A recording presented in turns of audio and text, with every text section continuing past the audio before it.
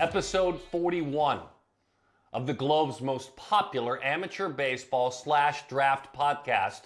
On behalf of Perfect Game, Danny Wexelman, Darren Sutton, Amateur Hour. If you know, you know. If you're here, you know. If you're new, welcome. We tell stories of athletes that are about to reach their dreams, and you would think that that pool wouldn't be very deep. You know, when do you run out? There's only so many college players that are close to being drafted. There's only so many. You'd be shocked. Go back and listen to the archive of the players throughout this year and in years past that we've been able to bring onto this podcast who we see, heck, almost in the major leagues right now. As a matter of fact, Zach Neto is a great example with the Angels as he carves his way. 15 minutes ago, he was on our podcast and playing college baseball. That's what this podcast is. And Danny, you did it again, producing a great podcast. I know you wanted to start with Cole, but I want to start with Garret because I remember last year looking back at Oregon State against Arizona, May 13th. I was calling the game on television, and I remember Jacob Melton, who ended up going in the second round with the Astros. He was like a super stud.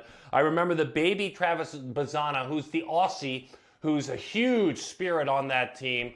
And then I remember Garret Forrester, who was kind of bigger and stronger than everyone else, but wondering where he fit in. And on May 13th, in a crazy game, 12-9 final in 2022, Forrester blasted a homer.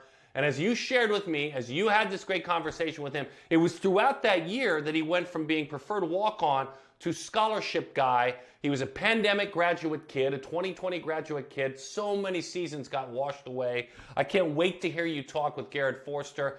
You rode this one solo with him, and I'd love some of your takeaways. Well, first, I think the person of Garret Forrester is probably one of my favorites. We're not supposed to say that, but I will say the conversation went about 20 minutes, and it was before the season started. So we're putting it out now, but the person behind the mullet is one of the most fascinating, one of the most thoughtful, I think, that we will have here. And what he's been through in his life, his family has dealt with some adversity with his dad. And you mentioned the preferred walk-on. Corvallis was the dream. He said he had other offers. Corvallis was the dream.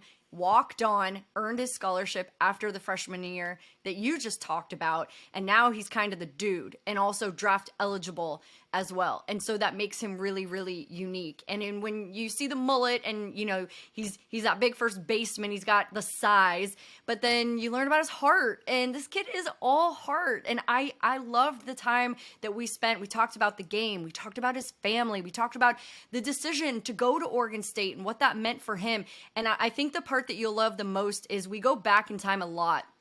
We talk about the Susaks, and we obviously know the history of the Susak family and the pro guys, the college guys, what the Susaks have done in baseball. And Garret grew up with these guys, and he played with these guys when they played up when they were younger.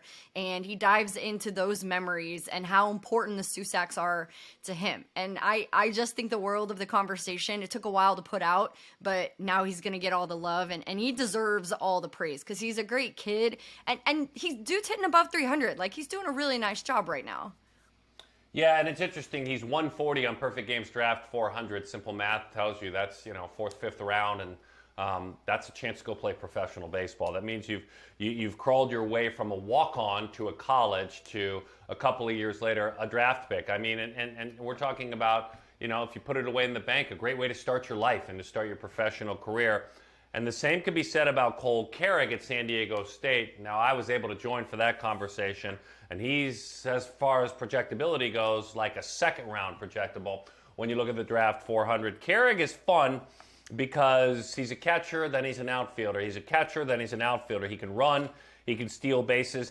He had a journey in Las Vegas, and everyone has fun there, but in early March, where he went against UNLV, this talented athlete, and he went there with San Diego State. He had 6 hits, he had a walk, he had a homer, he had 2 stolen bases. He's just a stealth, all-around athlete. His year this year has been incredible, an OPS of around 1,000, but it's behind Cole Carrigg that I loved getting to know. Turlock, California, blue-collar kid, great family background, and again, number 57 with regard to ranking in the United States upon graduation in 2020, but that's the spring that trashed everything for an athlete, and the draft didn't end up working out for him. And he's found the right place. You might think, okay, San Diego State, maybe a little further off the radar, San Diego State, but not really. He talked about Coach Martinez, and this is the perfect place for him to become, in that draft factory, a draft pick this year. We see this a lot in this class, and those guys often went to play their freshman year, and that can be the difference maker, I think, in your draft stock. When you get a chance to play every day as a freshman in Division I baseball, and this dude's just like really gritty. If I could put him under that definition, he would be top guys under gritty, because you just look at him, he looks like a ball player, plays a ton of positions, has a bunch of gloves. Freshman year, played in a bunch of different places. Sophomore year, same thing. And then between his freshman and sophomore year, the numbers were impressive. And then he went and played Cape. He played at the Cape between sophomore and junior year. And we love to talk about the Cape. We love to hear about these guys and their experiences there. But I just feel like this guy's a gamer, and he's going to give you his all. I was surprised at what his favorite position was. I'll try to sell a tease there. I was a little surprised at that, but kind of cool. And I think it says a lot about who he is and the kind of ball player that this guy is going to become. But yeah, I was a huge fan of his. I have no prior experience working with him or covering him, and so his name's been everywhere. He's on draft boards, but I also think like he's well known for his defense and for his bat, and so I was excited to get to know him. Could have played college basketball. Here's a couple of hooks to go listen. Could have played college basketball. Is a switch hitter, and I think anyone who's a switch hitter dealing with elite velocity is courageous, but he's a courageous switch hitter. Still 20 years old as we record this podcast, and his mom quite heroic as a young man, a breast cancer survivor. A couple of reasons to go and listen to how he dealt with all of it. Let's get it going. This is a great listen. All right, I'm excited. Garret Forrester is joining us from Oregon State, a true junior, which we don't often get to say these days, but a true junior. And we're just going to start at the source, Garret. First of all, welcome to Amateur Hour. How are you? Good. How are you? Thanks for having me. I'm so good. I'm super excited to catch up with you and learn more about you. I want to start at the source, like I said, because you shared that Oregon State was a dream school since you were 9 years old. And I know that you've shared this with so many different people, but I think that the difference between somebody saying it and then actually living their dream, there's so much in between that has to happen correctly. So I just kind of want to know, like, take me back to 9-year-old Garret, and what made you fall in love with Oregon State? Well, 9 years old, just playing travel ball for Sacramento Capitals, and the key group of kids on that team were the Susaks, and Andrew Susak played here at that time, so we would come up here on trips all the time to watch him play, and I fell in love with Corvallis and Daniel Susak, Anthony Susak, TJ Nichols, Tyler Soderstrom. Those were all my buddies, and we would come and watch. And then at one time we were all committed here to play, and it was just we were taking all the NorCal kids to Oregon State, and it was really cool. And then Coach Casey ended up retiring, and they didn't know the future at Oregon State, so they followed Coach Yusky, which they were really close with, but my heart was here. So I actually was up on a recruiting trip at UW, and on the way back, I stopped and had lunch with Coach Mitch and got to sit down and actually meet him and fell in love with him. It was like after that lunch, I was like, man, I go to war for this guy. So he offered me, when Coach Casey was here, I had talked to him a couple different times about, getting a spot here, and then I had some injuries in high school. So that offer that I had kind of went away, but Coach Canham offered me a preferred walk-on spot because he didn't really know a whole lot about me at the time. And I had offers to go pretty much anywhere in the pack, but I wanted to live my dream. So I took that spot and came up here. It was the best decision I ever made. And it ended up working out for me. After my freshman year, I was offered a scholarship, and here we are now. So yeah, even living the dream even more. You walked on? I did, yeah. Oh my gosh. Okay, I've missed that detail throughout my homework on you, that you walked on at your dream school, and you were patient, and that's how much that you wanted to be here and for that program. And you threw in a bunch of names, a bunch of kids that you played with on your travel team. And travel baseball, I played travel softball growing up, so near and dear to my heart, obviously with Perfect Game, also a huge part of what happens throughout Perfect Game across the country, throughout their events and whatnot. So, and I saw that your dad a coach of your travel team? He was, yeah, yeah. He's always been my coach. Even in high school, he was assistant coach, and he's always been my hitting coach growing up. And I've never hit with anyone else besides the coaches here, at Oregon State. So, yeah, he's played a huge role in where I am today for sure. Okay, how much fun was it? I can literally only imagine, because I know how much fun I had with the just the gang of kids like that we were rolling with every weekend, wherever you were, right? And as you got older, but what was that like playing with like your friends, your dudes, and then your dad is your coach? It was a ton of fun, and the coaches that we had on my travel ball team growing up, Johnny Susak, Nick Susak, my dad, they were teaching us stuff that was very advanced for our age. So, I mean, from when we were 10 years old, we were playing 13-year-olds and just rolling them out. It was awesome. And yeah, we were really, really good for our age, and you could see that what they taught us, it was things that like I got taught my freshman year of college. They were so far advanced with us at that age. It just, you could see, I mean, where that turned out for all of us. We're all very, very passionate and very good at what we do at the game. So When you were growing up and you're having this experience of domination, which is cool when you're a 9-year-old, right? And a 10-year-old, that's super cool. When did you realize that your dad's job at one point in life was a Major League Baseball player? he was playing like a old man's league when I was growing up, so he was still like playing a little bit. So I got to go watch him play, and he was still very good, and it was very cool to watch. And I had 7 years old, 8 years old, sitting in the dugout watching him play. And I remember he would let me play catch with him before the games, so when he was getting warmed up. So I got to see him play a little bit. And I knew of his career. You know, it wasn't super long, but he's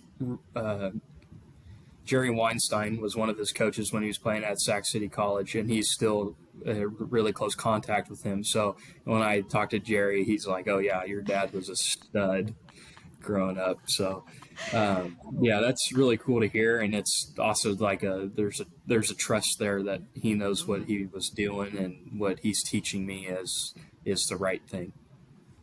Yeah, I could imagine that the conversations also that you get from dad are so valuable to you, whether it's the car ride home or it's maybe it's a text post game or pre game. Can you maybe dive in a little bit to what that relationship part is like now that you are at Oregon State and you're paving your own way for yourself? Yeah, for sure. Yeah, I mean, when I go hit upstairs at night, I take a little video, send it off to him when I'm done. Hey, what do you see? And he'll give me feedback right away. And I mean, even if I'm feeling really good, send him a video. He'll hype me up, and he'll be like, "Hey, you could do this a little bit better." And I'm like, "Yeah, absolutely. That sounds good." So he's a great cheerleader, and he's also a great coach. So there's a really good balance there. But to dive in a little deeper into my dad, in 2014, he had a brain tumor that wasn't handled correctly by medical staff, and ended up blowing up in his head pretty much. And the blood from the tumor got on his optic nerves, and it damaged them very badly. And before he had emergency surgery, he actually went 100% blind. So he went into surgery. When he came out, it was a big ordeal, and he almost lost his life. But he gained back about 25% of his vision. So he's now medically retired, and he can't work and he can't drive. He can still throw me BP, still sees enough to throw me BP and to tell me what's going on with my swing. But yeah, I feel like that was one of the big parts of my life and like who I am as a person, because it matured me at a very young age. I was 12 when he had the brain tumor, and I went from a 12-year-old to the man of the house. So that's definitely made me who I am, but that's also a huge part of my life and his life. So, and he's now he's able to come up here all the time, and he was super busy with work during the summertime. So he sees it as a blessing sometimes, but he's also, I mean, you would never tell that he's extremely vision impaired, but now he's here at almost every game, and my girlfriend and him are really tight, so they're sitting right above the dugout, and they're very excited to be here and watch. I understand. I totally resonate with that story. When I was a kid and growing up with my dad as well, lost him when I was young, and it gives you perspective in a way, right? Yeah. You said you grew up really fast, and nobody wants to grow up fast, but I could imagine you're using that for good now. I'd have to agree with that. Yeah. So, okay, introduce me to the rest of your family, because I feel like I want to be a part of the Forrester family. Well, my younger brother Brandon, he's a freshman, and he's also on the team. Right. When we came through after that recruiting trip and talked to Coach Mitch, he was a freshman in high school, and he got a full ride offer. And now he's here, so he's getting to live out his baseball dream now. And he's a shortstop. He's a completely different person than I am, as in like body type. He's 5'9" on a good day and runs a 6'4", 60, and I'm the complete opposite. So, so there's definitely diversity in the family. Yeah. And my mom, Melissa, she's a florist, and she has her own small business that she runs out of our house in Fair Oaks, California, and she does weddings and funerals and stuff like that. Wow. So, I mean, I didn't say this, but it's implied. I hope you know that. I'm so glad your dad is okay, and he's able to be there and still be a part of this journey with you. I can't imagine what that was like. But on that note, your mom, Melissa, I mean, not only growing up, right, while dad was working and doing that, mom must have played a huge role in your upbringing and your baseball. Yeah, for sure. And from when I was 12 on and after my dad's accident, I mean, she cut back a ton on her business because she was taking my dad to doctor's appointments and driving him anywhere that he needed to go. And as soon as I turned 15 and a half and got my permit, I was dad's chauffeur for a long time. He luckily he still had his driver's license, hadn't expired yet at that time. So I was taking him everywhere. But she played a huge role, and I mean, she's a fantastic mother and definitely took care of everything with the bills, the house, everything. She did a phenomenal job, and then trying to take care of us on the side as well. She did an amazing job that I'm very, very grateful for. It must be pretty neat now that, number one, mom doesn't have to root for two different schools, right? Especially maybe two competing schools with you and Brandon, but also that you both are there and you get to kind of give this experience back to your family, because I watch families in the stands and I think to myself, I can't even imagine how special it is for those moms and dads or grandparents or aunts and uncles to get to watch the kids that they raised live their dreams. So what's her reaction to watching you both play on the same team now? Yeah, she loves it. She thinks it's the coolest thing ever, but she is also the most humble person ever. Like if you were to talk to her about us, she'd be like, yeah, they're doing great. She's super low key about it. She does not like to boast about us at all. And even though in her heart she wants to. And it's very cool because my grandparents on my mom's side live in Rogue River, which is about 3 hours from here. So they're able to get up here and watch. And then her brother, my uncle, lives in Klamath Falls, which is about 3.5 hours from here. So there's definitely always family around to watch, which is also a great experience. And thank God we get free tickets for them. Because I always have a lot of people here, so I'm always asking teammates if they're not using their tickets, can I bum some off them? So yeah, The it's Forrester fam shows up, right? yes, exactly. Yeah. I read as well in your bio, which is so helpful and awesome to see. I mean, not only your baseball accolades, but getting to know you a little bit too. That after baseball, after your very long Hall of Fame successful career, that you would want to get into farming. And so, Yes. is that a part of your family's background? Is that something that you grew up on? Yeah, so I'm big into hunting and mostly waterfowl hunting. So the waterfowl season just got over, but And what's a so that's waterfowl? ducks and geese. That's Okay. mostly yeah, Oh, hunting. waterfowl. Okay. Yes, Okay. yes. I understand. So yeah, my dad leases 375 acres of rice in the Sacramento Valley for the hunting purposes, and the from the farmer and him and the farmer have been great friends for over 30 years now. And when my dad Wow. finished playing professional baseball, he actually worked for the farmer for a couple years before he got a job at mosquito vector control in Sacramento. So, yeah, they've always been really close. So my only job that I've ever had growing up is working on that farm and learning the ins and outs of that. And it actually grew my passion to come to Oregon State because of the great ag program we have here. And the farmer told me, hey, when you go to college, study the business side of agriculture because that's the most important part, and you'll learn all the other processes about soil and whatnot when you're doing it. But learning how to run a business is very important. So that's why I'm here studying that, and on the side, I'm at my dream school playing for the best baseball team in the country. So yeah, Yes. Oh, that's so very. great. Okay, what would be the most surprising thing either about working on the farm or a task that coincides with baseball? You like I bale hay. Yeah, Maybe oh I'm yeah. embarrassing myself. I bale hay, right? That makes you stronger?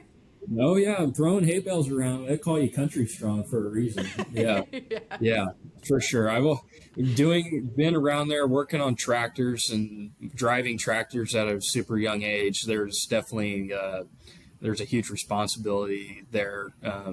Driving a absolutely massive tractor around Yes.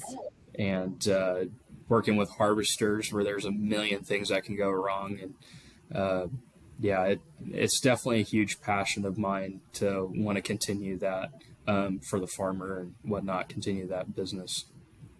Country strong, but also I read that you maybe went by the nickname Donkey. Do you still go by Donkey? I do not, but that's Okay. funny you say that. Johnny Susak gave me that nickname when I was probably 10.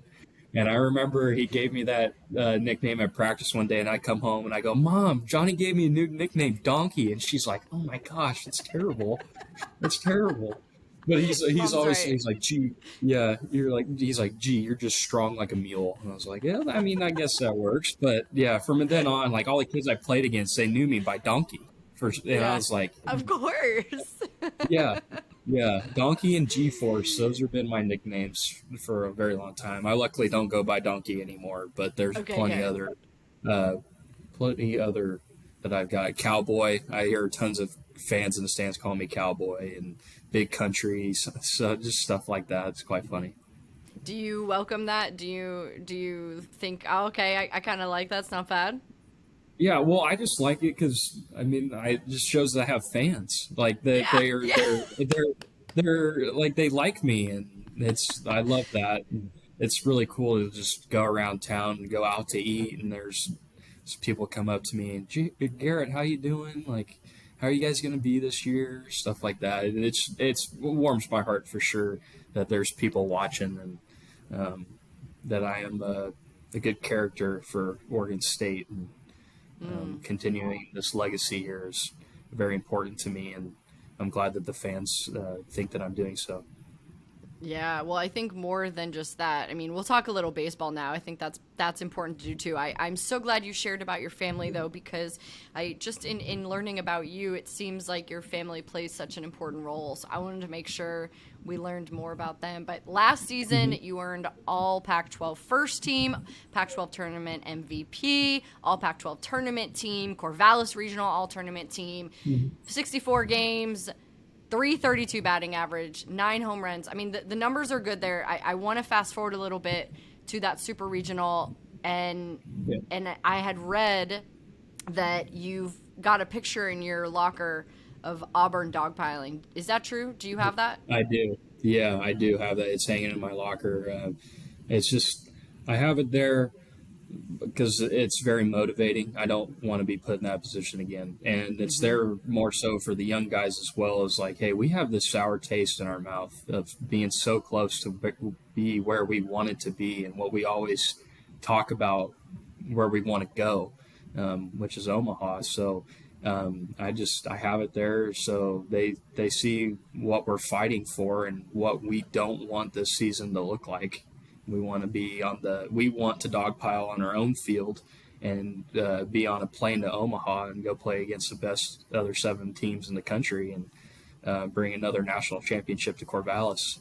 So I have it in there for me. I made the last out, so I definitely don't have to be motivated because I know how that feels, but I have it in there for them more so to be like, hey, let's do something special. I love that. I don't want to linger on this, but I do want to know, because I'm sure you've flushed it, but there had to have been a moment or two where it kind of hit you and you had to digest it. So how did you digest it and then be able to move forward? Yeah, I mean, being in that position of being up with 2 outs and whatnot and working a full count against, I believe, was the best pitcher I've ever seen. And I think the Braves got a really good pick with that guy. He was a dude. But it was, I flushed it pretty quickly, and then it's like now I'm like, we were so close that it frustrates me more now.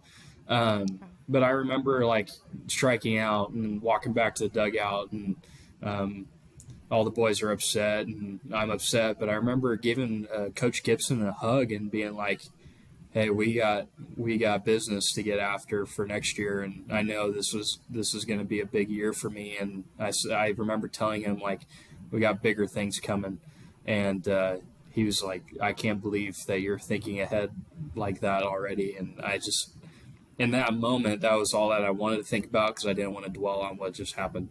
But now I think back, and it's more frustrating now than it was then, for sure. Motivating, though. Frustrating, but motivating? Yes, for sure. Yeah.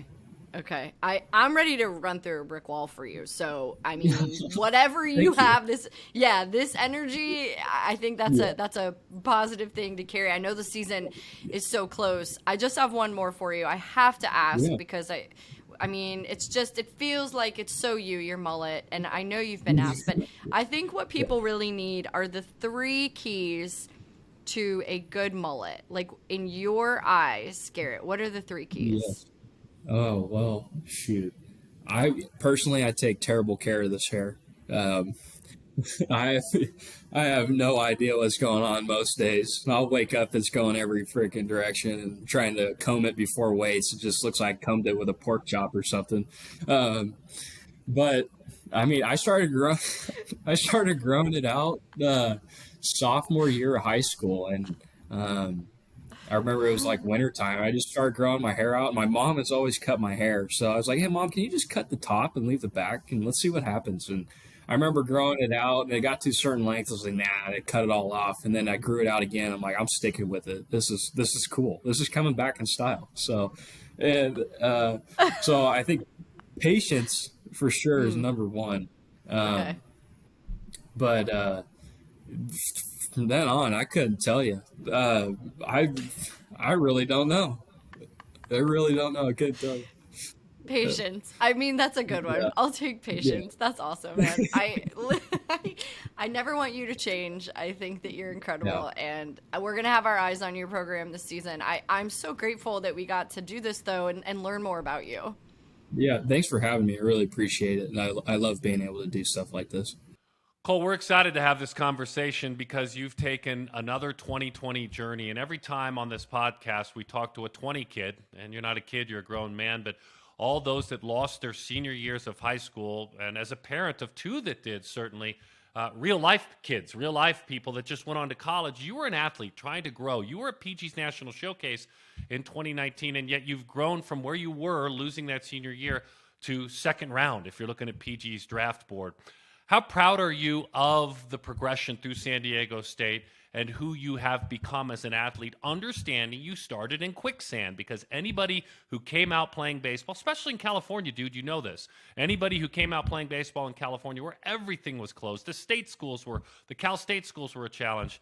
You've got to be thrilled as we have this conversation today that you've gotten out of the quicksand and you're moving pretty swiftly. Yeah, I mean, coming out of high school, losing my 2020 year, my senior year, I had a lot of good things going for me that year, especially with Tyler Soderstrom bringing a lot of scouts in that year, and it kind of got shut down pretty quick after our fifth game, and things were looking up during that year, and then it kind of forced me to go to college, and I felt like I made the right decision either way, and I've grown a lot, and I'm super happy with where I'm at.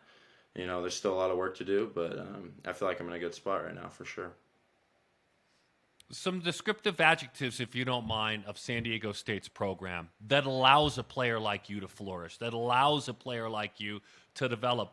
What are some of the key components of this program and Coach Martinez that allow a player like you to do what you've done? Yeah, he's just been super awesome about letting me kind of do everything that I've always done, is play a lot of different positions. Pitching's over for me now, but I was pitching last year and the year before. Playing short, playing third, playing center, catching a little bit. He's always been good about me getting my work in at other positions, and he's there early after practice. He's always there wanting to work, and especially our other coaches and stuff too. Everybody's willing to work whenever you want to.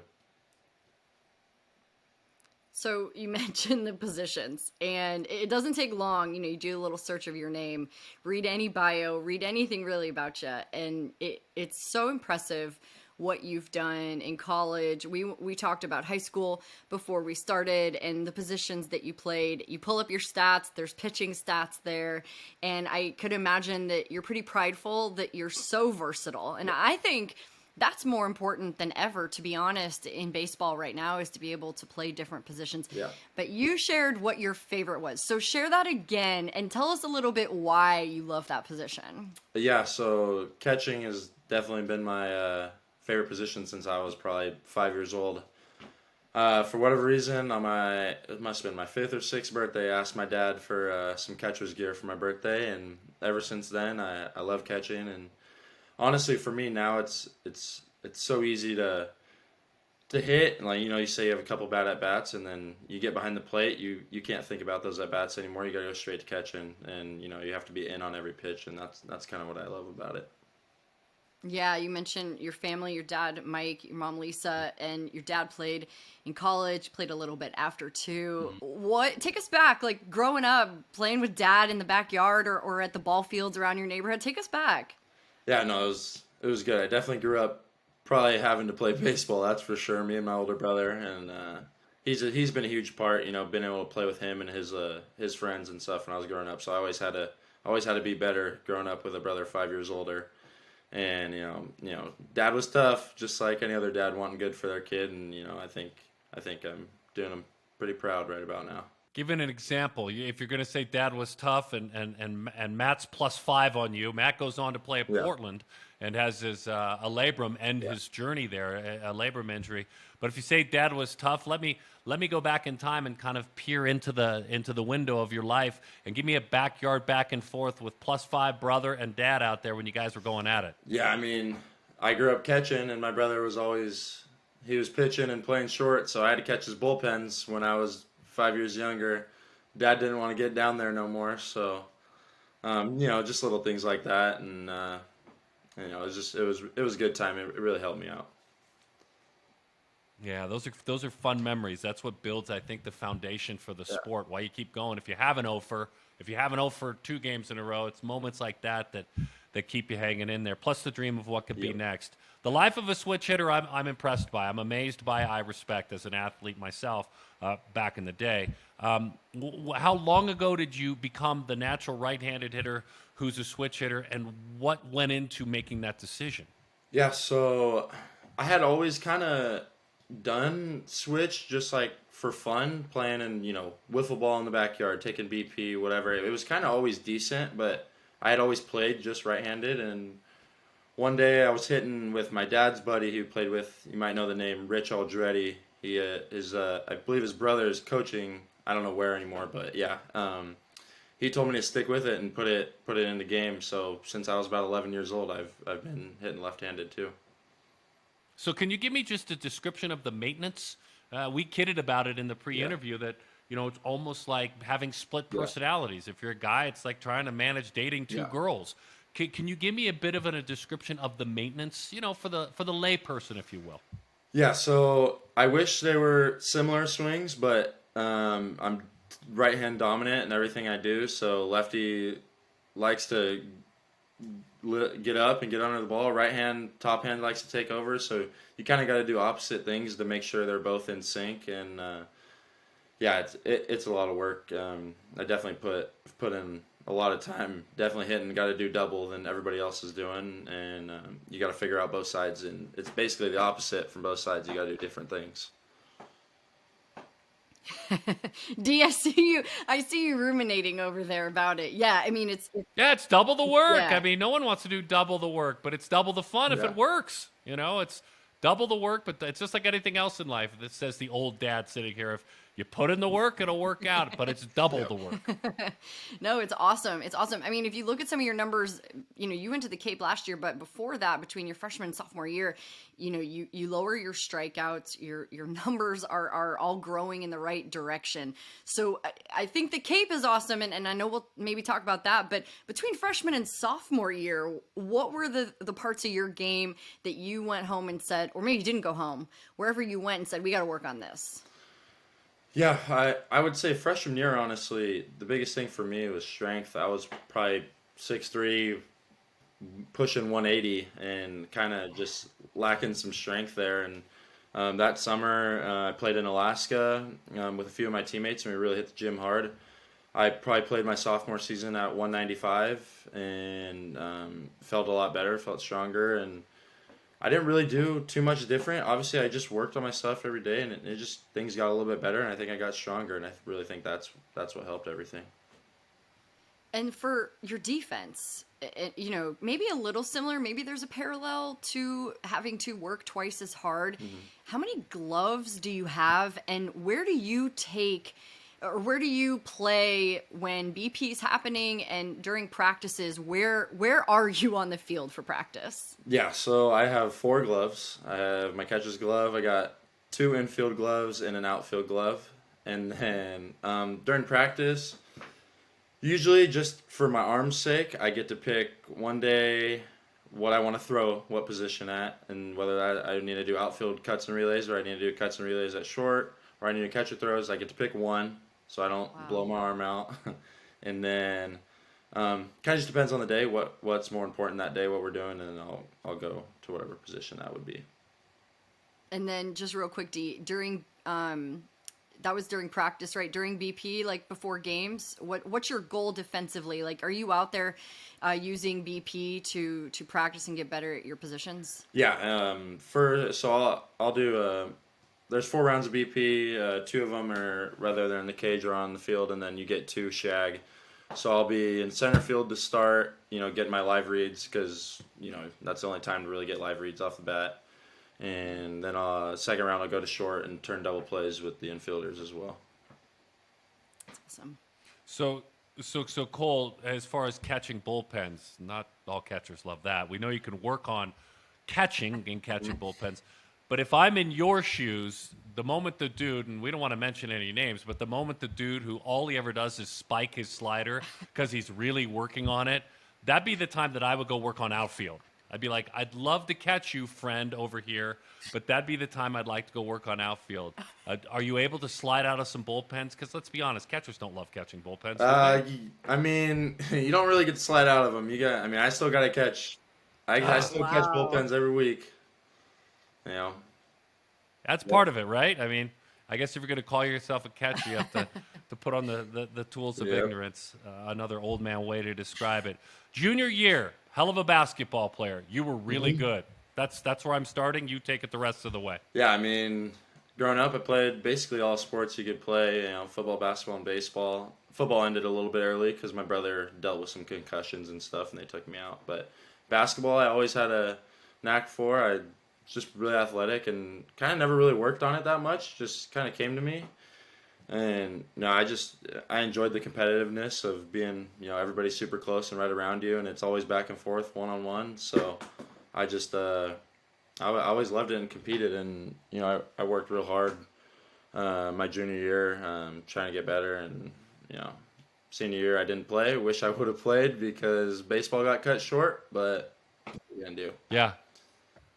All league defender, all league player junior year at Turlock High School. Prior to that, maybe going back 6 years, your mom, Lisa, who at some point in her life worked in veterinary medicine, I know that, but she had to deal with something that she didn't want to, and I'm sure a lot of prayer and surrounding helped, and I'm sure for you it's scary as an 11-year-old when your mom went into a fight against breast cancer. What do you recall about that, and how did you guys push through as a family, and how thrilled are you that she pushed through to the other side? Yeah, so I mean, that was a couple years after my parents had gotten divorced, and my mom got stage 2 breast cancer, and she fought her butt off and beat it. She had to go through it must have been a 13-hour surgery or something like that. It wasn't fun. I was still kind of little, so I kind of remember bits and pieces, but it was a good collective group. My dad was still super great helping out with her, and my stepmom as well helped out with my mom, and help take care of us more and do stuff for her. It was a good family collective group, and she battled through it, and that's you can't really be mad at things at the end of the day after experiencing that, and she's a strong lady, that's for sure.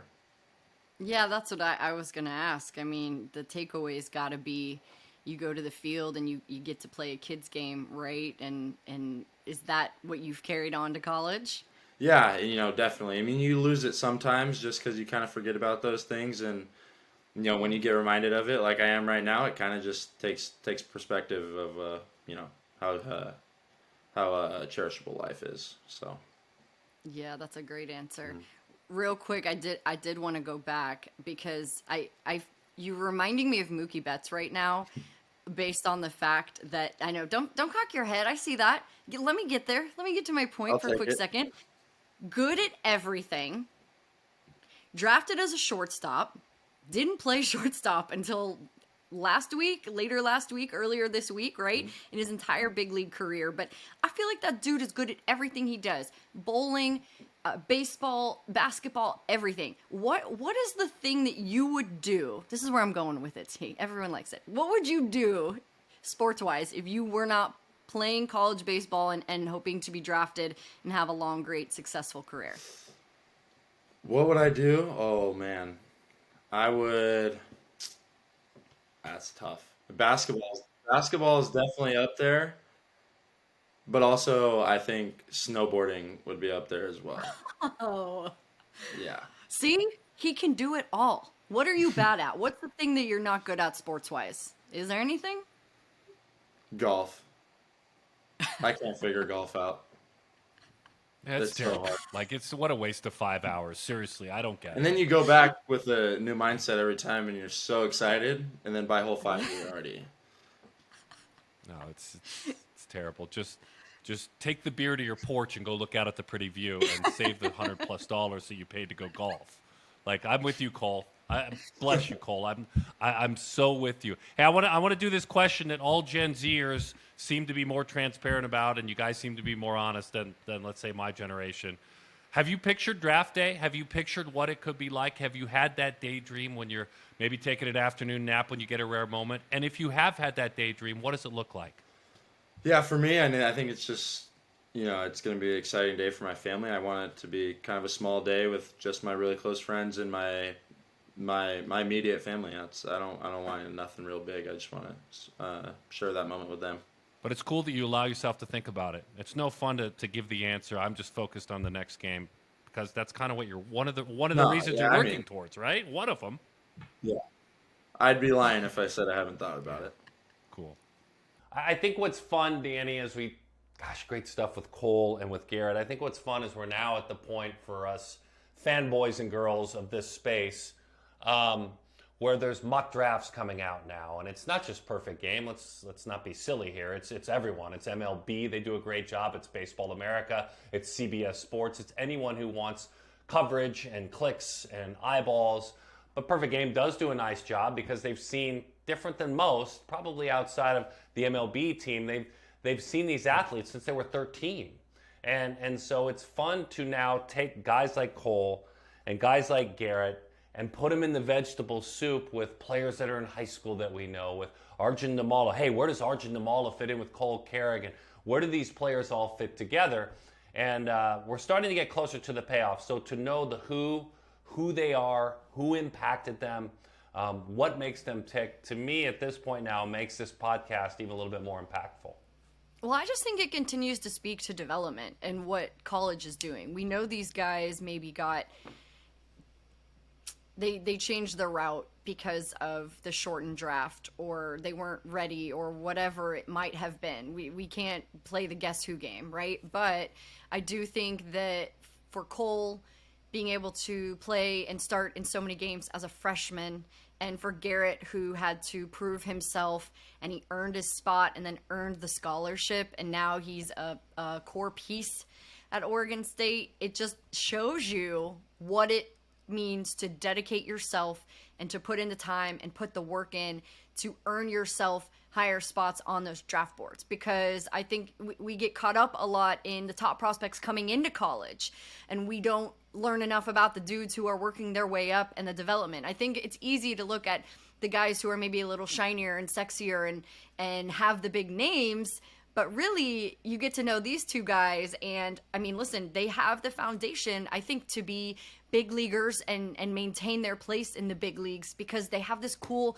college foundation. And it never ceases to amaze me how these guys are more developed and more ready to play at the big league level. And I think the thing that I've talked about a little bit is Paul Skeens, if Paul Skeens goes 1-2 out of LSU, right? And I think Paul Skeens could plug in to a bullpen in the postseason this year. And I think that that's like a thought that a lot of people have. But if you really look at it, Brandon Finnegan did it in 2014 out of TCU for the Royals. And I think Paul Skeens could do the same. And that's because he went to college and he's getting this elite development. So it speaks a lot, I think, to these guys and their character and their willingness to put in the work. And so kudos then to Mark Martinez and Mitch Canham, progressive coaches who have some pretty strong values if you want to wear their uniforms. They're very different men. They've had very different journeys.